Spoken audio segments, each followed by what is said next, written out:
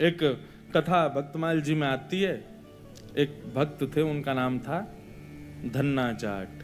क्या नाम था? बड़ी मधुर कथा है धन्ना जी की। धन्ना जी की कथा ऐसे प्रारंभ होती है कि सामान्य से परिवार में धन्ना जी का जन्म हुआ। देखो, ये हरिप्रिय हैं, इनको हरि प्रिय थे, लेकिन इनकी भक्ति से फिर ऐसी स्थिति हो गई कि ये हरि को प्रिय लगने लगे। तो धन्ना जी के यहां एक संत पधारे। संत की शालिग्राम जी की सेवा। और छोटे बालक जो होते हैं वो संतों को या घर में कोई भी बड़े बुजुर्ग आए या कोई भी श्रेष्ठ जन आए, वो क्या करते हैं, कैसे करते हैं, मेहमानों को देखते हैं बैठ के। तो महात्मा जी अपने ठाकुर जी की सेवा करते और धन्ना जी जाके उनके पास में बैठ जाते। पहले जल से स्नान, फिर दूध से स्नान, फिर घी से, फिर दही से, फिर शहद से, पंचामृत स्नान करा के बढ़िया इत्र लगा के ठाकुर जी को उर्द पुंड तिलक लगा करके माला तुलसी पधरा के विराजमान कर दिया। धन्ना जी को इतनी अच्छी लगी ये सेवा, रोज बैठ जाते, पूरी रात रोते, अपनी माँ से कहते मैया ये सुबह कब होगी। क्यों? वो सुबह होते ही बाबा के पास जाऊंगा, उनकी सेवा देखूंगा कैसे करते हैं। तो धन्ना जी रोज सेवा देखते, बड़े खुश होते। जैसे महात्मा का जाने का समय आया, धन्ना जी बिखर गए। कहां जा रहे हो आप? बोले बेटा अब हो गई हमारी सेवा पूरी, अब हम जा रहे हैं, फिर आएंगे कुछ साल बाद। धन्ना जी बोले तो आप चले जाओ, इनको छोड़ जाओ यहीं पे, ये ठाकुर जी यहीं रहे आए, मैं इनकी सेवा करूंगा। बाबा बोले अरे तुम छोटे बालक हो, तुमसे सेवा बनेगी नहीं बेटा, तुम जिद मत करो। धन्ना जी तो रोने लगे, बोले नहीं मैं सेवा करूंगा, मुझे तो ये चाहिए। जैसे कोई वस्तु के लिए बालक जिद करता है, ऐसे धन्ना जी ठाकुर जी के लिए जिद करने लगे। माता पिता परेशान, महात्मा अलग परेशान, क्या करें।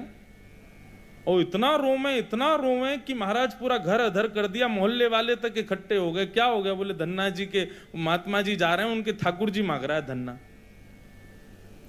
अब किसी में ये हिम्मत भी नहीं कि महात्मा सिंह कहते हैं दे जाओ। और कोई वस्तु हो तो ये भी कह देते हैं लोग दे जाओ, चलो हम दूसरी दे देंगे। ठाकुर जी की बात है भैया, कोई अपनी सेवा कैसे दे सकता है। धन्ना जी इतने रोए, सिर पटक पटक के रोने लगे छोटे बालक। तो महात्मा बोले बड़ी विडंबना, ठाकुर जी रक्षा करो, क्या करें। इतने महात्मा बाहर गए और गोल गोल काले से दिखने वाला एक पत्थर उठा लाए, उसमें बढ़िया घी भी लगा करके और इत्र लगा के सुगंधित कर दिया, उर्द पुंड तिलक लगा दिया ठाकुर जी जैसा। और अपने ठाकुर जी तो नीचे एक छोटे सिंहासन पर विराजमान कर दिए और बड़े सिंहासन पर वो पत्थर लाके रख दिया और बढ़िया सजा के। धन्ना रो रहे थे, उठा के गोद में ला, देख देख देख तेरे ठाकुर जी आगे देख। धन्ना जी जैसी मंदिर में, धन्ना जी की दृष्टि तो उन्हीं के ठाकुर जी पे, जय चाहिए। महात्मा बोले लाला देख, ऊपर सिंहासन पर बड़े ठाकुर जी बैठे और नीचे छोटे ठाकुर जी बैठे। वो बड़े वाले जो हैं वो तो हैं राजा ठाकुर, और ये छोटे वाले जो नीचे बैठे हैं ना, ये सिपाही ठाकुर। अब बता, मुझे तो राजा ठाकुर ज्यादा बढ़िया लग रहा है, मैं तो उनको ले जाऊंगा, लेकिन फिर याद रहियो जब जब मैं आऊंगा तब तब मेरे ठाकुर जी ऊपर बैठेंगे और तेरे वाले नीचे बैठेंगे, क्योंकि तू सिपाही ठाकुर जी मांग रहा है और मेरे ठाकुर जी तो राजा ठाकुर हैं। अब बालक को उस भाव से समझाया तो धन्ना जाट नहीं, मैं तो राजा ठाकुर लूंगा, आप ले जाओ सिपाही को। सिपाही ठाकुर जी के रूप में उनके निज ठाकुर जी थे। बाबा बोले अब ठीक है। घर वालों ने भी प्रणाम किया, जय हो महाराज जी, बड़ी आपने बुद्धि युक्ति लगाई। सबको लगा कि कंटक छूट गया, लेकिन यहां तो अब भक्ति प्रारंभ हुई थी धन्ना जी की। देखो, ठाकुर जी की सेवा के लिए जो व्यवस्था की प्रतीक्षा करते हैं, ठाकुर जी की सेवा के लिए अनुकूल समय की प्रतीक्षा करते हैं, उन लोगों के लिए प्रमाण है ये कथा। बाकी सेवा तो बाद की बात है। ठाकुर जी भी असली नहीं थे, धन्ना जी के सामान्य पत्थर था और धन्ना जी उनकी सेवा करते। रात भर मैया से कहते मैया पूजा की सामग्री मंगाओ ना, मुझे ठाकुर जी की सेवा करनी है। मैया कहती सुबह मंगा दूंगी, सुबह पीछे पड़ जाते, शाम को मंगा दूंगी, शाम को पीछे पड़ जाते, सुबह मंगा दूंगी, रोज टाल देती। एक दिन धन्ना जी अनशन पे बैठ गए, नन्हे से, भोजन नहीं करें, दूध नहीं पीवे, पानी नहीं पीवे। अब तो ये कि रात में सोए भी नहीं, मैया से बस ये कहें पूजा की सामग्री मंगाओ, पूजा की सामग्री मंगाओ। मां ने सहज भाव से कह दिया तेरे ठाकुर जी और तू इनका सेवक, सामग्री मैं क्यों लाऊं, अपने आप कर व्यवस्था। धन्ना जी निकल पड़े। महाराज पुष्प लियाए तोड़ करके, तुलसी लियाए, बढ़िया सुंदर माला बना ली। नन्हे से बालक ने जैसी उनको जैसे खेल खेल में सेवा करते वैसी सेवा करते थे। ठाकुर जी को तिलक लगाना है, कहां से तिलक लावे, तो बाहर गए, एक ईंट फूटी पड़ी थी लाल लाल, उसी ईंट को लाए, पानी में घोल घोल के घिस घिस के उसी से तिलक बना दिया। ईंट को घिस करके उसका तिलक श्री ठाकुर जी को लगाया। ऐसी सेवा करने लगे, अपने संगी रखें, अपने संगी सुलामें, संगी मतलब खेल खेल की सेवा थी केवल। घर वालों को लगता था कि भैया दुनिया के लोग खिलौने से खेलते हैं, हमारा धन्ना जो है ये पत्थर को ही भगवान समझ के खिलौना इनसे ही खेल रहा है, बड़ा होगा तो बुद्धि आ जाएगी। परंतु किसी को क्या पता था कि भैया ऐसा भक्ति का बीज पिरो दिया है धन्ना जी के हृदय में। धन्ना जी भोग लगाते और भोग लगाने के बाद में पर्दा लगा करके वहीं बैठ जाते और बैठ करके प्रतीक्षा करते कि ठाकुर जी पा रहे होंगे। फिर धीरे से पर्दा हटा के देखते, अच्छा अभी पाई नहीं, ठीक है, फिर बैठ जाते, फिर प्रतीक्षा करते कब पाएंगे। खूब देर हो गई, नहीं पाई तो ठाकुर जी से बोले आप रोज भोजन अधूरा छोड़ देते हो। मैं भोजन अधूरा छोड़ देता हूं, मेरी मैया मुझे बहुत मारती है, लेकिन महात्मा जी मुझे ये बता के नहीं गए कि वो मैं आपके संग कर सकता हूं कि नहीं। मेरी मैया तो मुझे बहुत मारती है, लेकिन पता नहीं मैं कर सकता हूं कि नहीं। धन्ना जी के उस प्रिय भाव, भक्ति भाव पर ठाकुर जी रीझने लगे। एक दिन तो धन्ना जी हट करके बैठ गए, यदि आपने नहीं पाया तो मैं भी नहीं पाऊंगा। धन्ना जी ने थोड़ी देर देखा, थाली यथावत रखी है, नहीं पा रहे, तो ठाकुर जी की तरफ कमर करके लेट गए। तो ठीक है, तो आज मैं भी भूखा सोऊंगा। इतने में ही जैसे उंगली को कोई जोर से चाटे तो चट चट आवाज आती है ना, ऐसी चाटने की जोर जोर से आवाज आने लगी। धन्ना जी बोले ये चप चप खा कौन रहा है, और ये ऐसे चटकारे ले ले करके कौन उंगली चाट रहा है। जैसे ही पर्दा हटा करके देखा तो नील माधव भगवान बैठ करके धन्ना जाट की उस थाली में से प्रसाद पा रहे थे। दर्शन किए जब श्याम सुंदर के, मोहित हो गए। ऐसा नील वरण ठाकुर जी का कटाक्ष नेत्र, बढ़िया सुंदर घुंघराले केशों की गूंद बना करके उसमें मोर पंख लगा रखा है। जैसे धन्ना जाट छोटे वैसे ठाकुर जी भी छोटे से नन्हे से गोपाल जी आ गए। और जैसे मानो पूरे हाथ में सान लेते हैं ना सब्जी छोटे बालक, ऐसे ठाकुर जी ने माखन मिश्री और सारी सब्जी सान रखी है और खूब प्रेम से चाट चाट करके पा रहे हैं। धन्ना जाट बड़ा प्रसन्न हो गया, बोले आप तो बड़े प्यारे हो, आज आप प्रत्यक्ष मेरे सामने आ गए। ठाकुर जी धीरे धीरे अब धन्ना जाट के सखा बनने लगे। धन्ना थोड़ा बड़ा हुआ, गऊ चराने, बछड़ा बछिया चराने जाता तो अपने शालिग्राम, जो शालिग्राम थे ही नहीं, सामान्य पत्थर थे, उनको सजा धजा के बढ़िया अपनी जेब में धर के ले जाता। रास्ता भर उनसे बात करता, नीचे वृक्ष के नीचे बैठ करके ठाकुर जी, अब कोई नहीं है ठाकुर जी प्रकट हो जाओ, तो ठाकुर जी प्रकट हो जाते, धन्ना के साथ प्रेम से पाते। बंधुओं देखो इस कथा से क्या समझ में आ रहा है, धन्ना जी के भीतर ऐसा कौन सा गुण है जिस पर ठाकुर जी रीझ रहे हैं। दीनता। कल हमने एक सूत्र लिया था भक्ति में, अविचार। भगवत भक्ति में विचार नहीं करना है, जो करना है सो करना है। मन में बात आ गई तो बस ठाकुर जी को प्रस्तुत होनी चाहिए। पहला सूत्र। भक्ति का दूसरा सूत्र है दीनता। जितने सीधे, जितने दैन्य, जितनी दीनता में ठाकुर जी की भक्ति में रहोगे, ठाकुर जी उतने प्रसन्न रहेंगे। जितने चतुर बनने का प्रयास करोगे ठाकुर जी के सम्मुख, उतने ही ठाकुर जी दूर भागेंगे। जितना हो सके दीन रहो। ठाकुर जी की भक्ति में किसी भी प्रकार की चतुराई नहीं होनी चाहिए। दीन।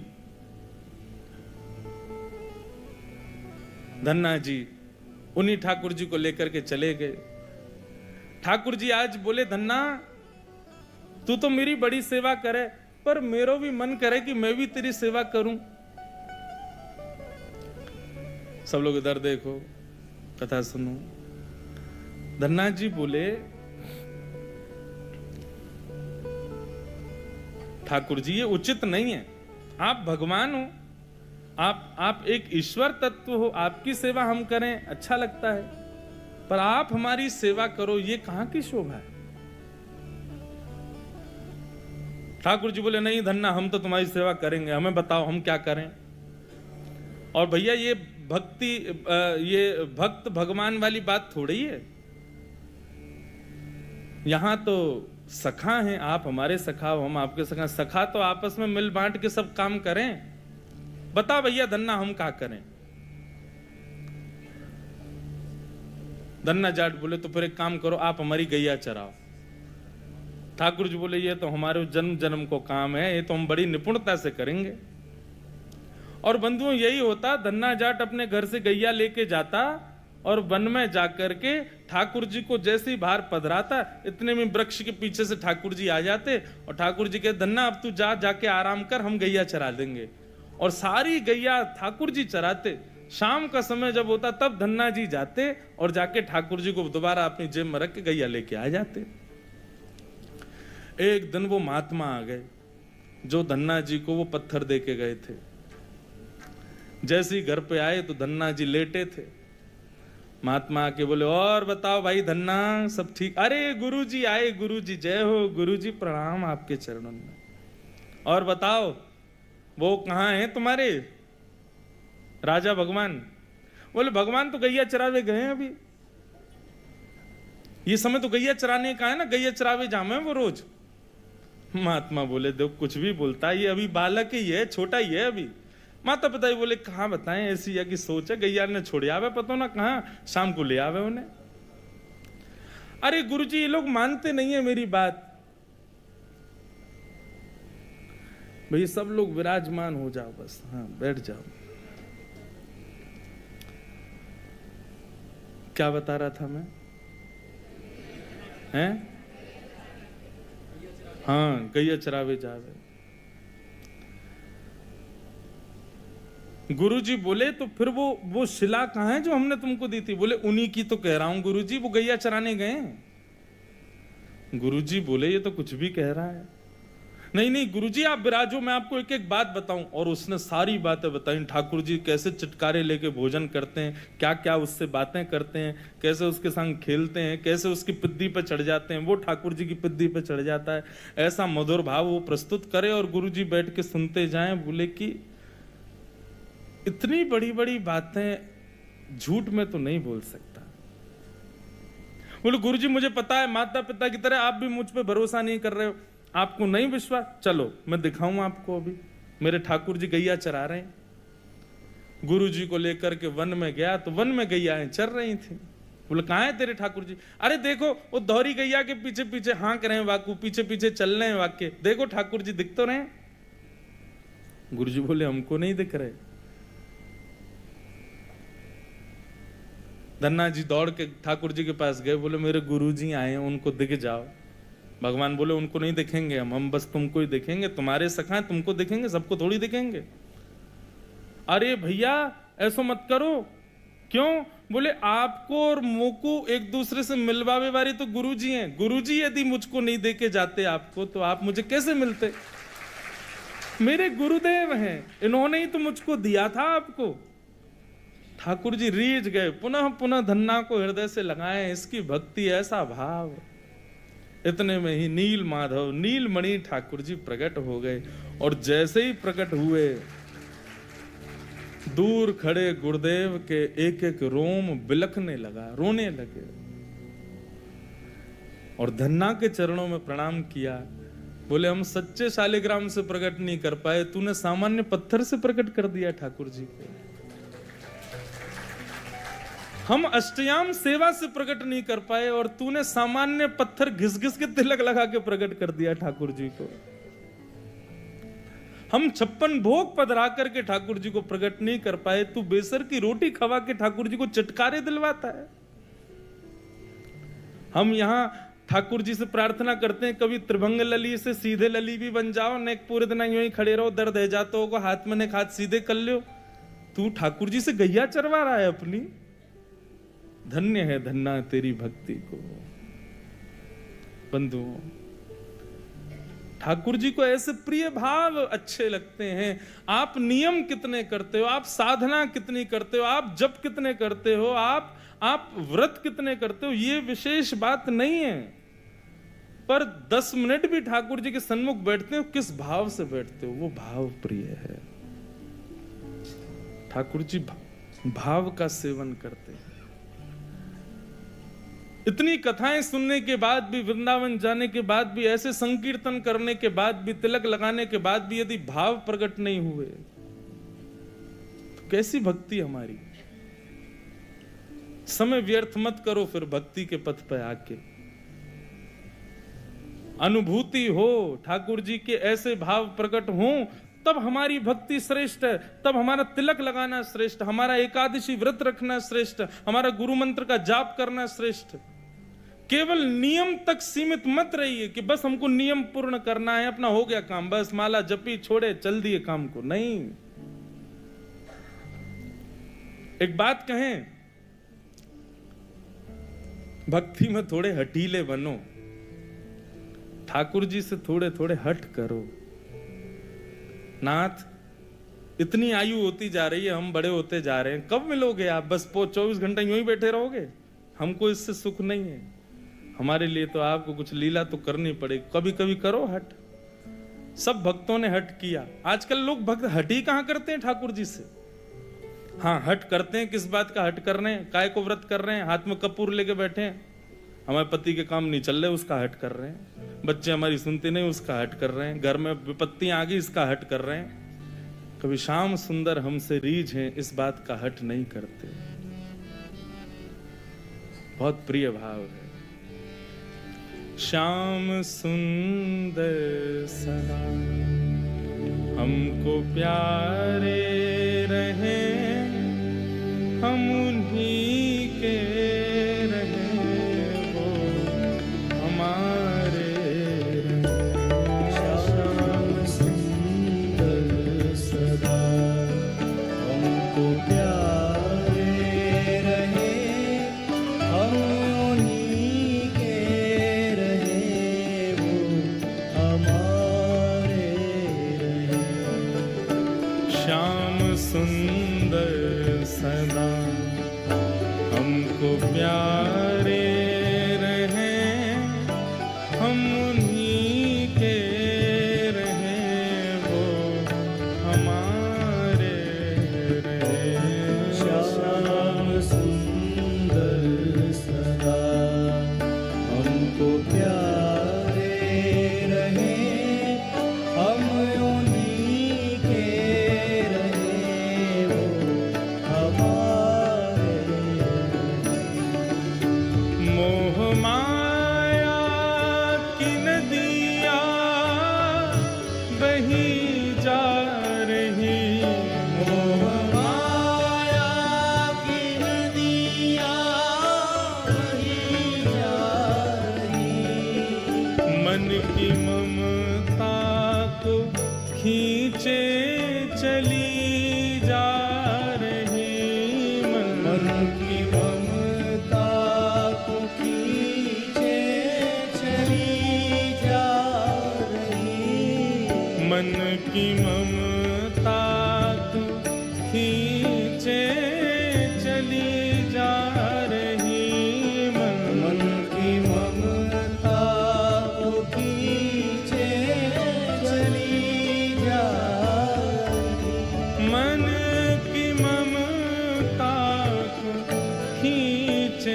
चली जा रही, हर की ममता को खींचे चली जा रही।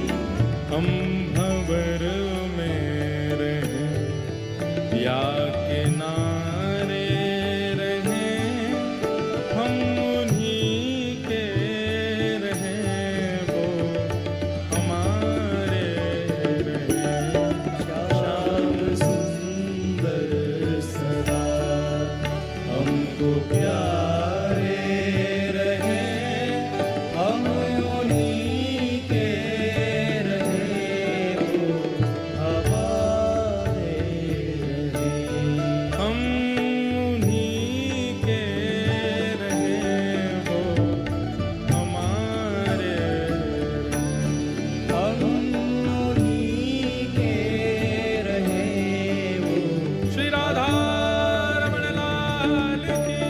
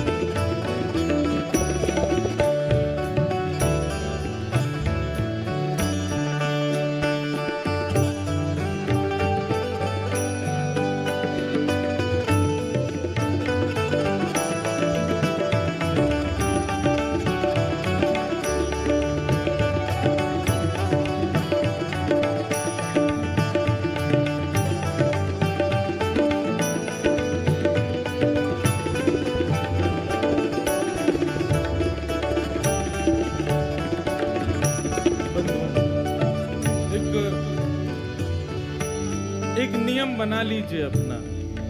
कोई और नियम आप करो ना करो आपके ऊपर है, पर हमारे हिसार आने की एक दक्षिणा हमको दे दीजिए। हमारी एक बात मान लीजिए, आज के बाद श्री राधा रमण जी से गैर संबंधी कोई भी वस्तु हो उसको स्वीकार मत करो। चाहे वो संबंध हो, चाहे वो भोजन हो, चाहे वो देखने की वस्तु हो, चाहे वो पान की वस्तु हो, चाहे वो ग्रहण पहनने की वस्तु हो, सब उस में बस ये भाव रख लीजिए, बस ठाकुर जी से संबंधी है तो हमारी है, नहीं तो हमारी नहीं। तजोरे मन हरि विमुखन को संग, जाके संग कुमति उपजत है, पड़त भजन में भंग। तजोरे मन हरि विमुखन को संग। वस्त्र ऐसे पहनो कि सब कहें कि हाँ भक्त है ठाकुर जी का। प्रसाद वही पाओ जो ठाकुर जी को निवेदित हो। देखो वही जो ठाकुर जी से संबंधी हो। सुनो वही जो ठाकुर जी के संबंध को प्रकट करता हो। हर वस्तु भगवत संबंधी स्वीकार करेंगे, ये नियम बना लीजिए। फिर भले ही आप व्रत ना भी कर पाओ चलेगा, फिर भले ही आप बाकी नियम ना भी कर पाओ चलेगा, परंतु इस नियम को स्वीकार करो। जिस डगर से मुरलिया की धुन आएगी, जिस डगर से मुरलिया की धुन आएगी, उस डगर पे उमरिया ये कट जाएगी। उस डगर पे उमरिया कट जाएगी। इस भाव का मतलब यही है, जिस पथ पर, जिस रास्ते में, जिस डगर में, जिस जीवन में कृष्ण संबंधी सब कुछ है, वहीं हम अपना जीवन व्यतीत करेंगे। बस जहां कृष्ण संबंधी चर्चा नहीं, कृष्ण संबंधी वस्तु नहीं, वहां नहीं रहना हमें। दर्शन को नैना तपे, वचन सुनन को कान, ओ मिलवे को हियरा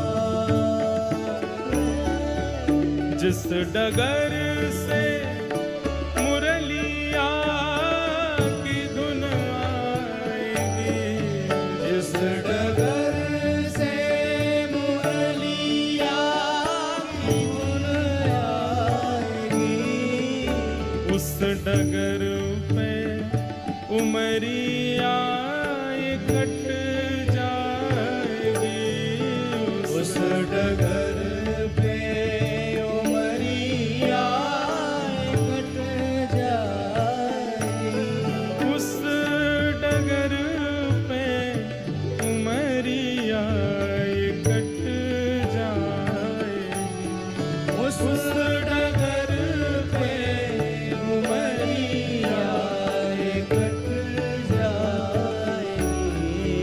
उनकी तस्वीर मन में बनाए रहे, हम उन्हीं के रहे, वो हमारे। श्याम सुंदर सदा हमको प्यारे रहे, हम उन्हीं के रहे, वो हमारे रहे। हम उन्हीं के रहे, वो हमारे। हम उन्हीं के रहे, वो हमारे रहे। हाँ, उन्हीं के रहे, वो हमारे। हम उन्हीं के रहे, वो हमारे। बस। हमें उनका प्रिय बनना है, वो तो सबके प्रिय हैं ही। वो तो राक्षस भी जब उनको देखते हैं तो उनको भी प्रिय लगने लगते हैं, पर हम उनके प्रिय बने। सूरदास को प्रिय ठाकुर जी लगते थे ऐसा नहीं कहते, संत जन कहते हैं सूरदास ठाकुर जी को प्रिय लगते थे। मीराबाई ठाकुर जी को प्रिय लगती थी, गोपियां ठाकुर जी को प्रिय लगती थी, गोपाल भट्ट गोस्वामी ठाकुर जी को प्रिय लगते थे, हितरवंश महाप्रभु ठाकुर जी के प्रिय थे। पर हमारे लिए क्या कहेंगे लोग, इनको ठाकुर जी अच्छे लगते हैं।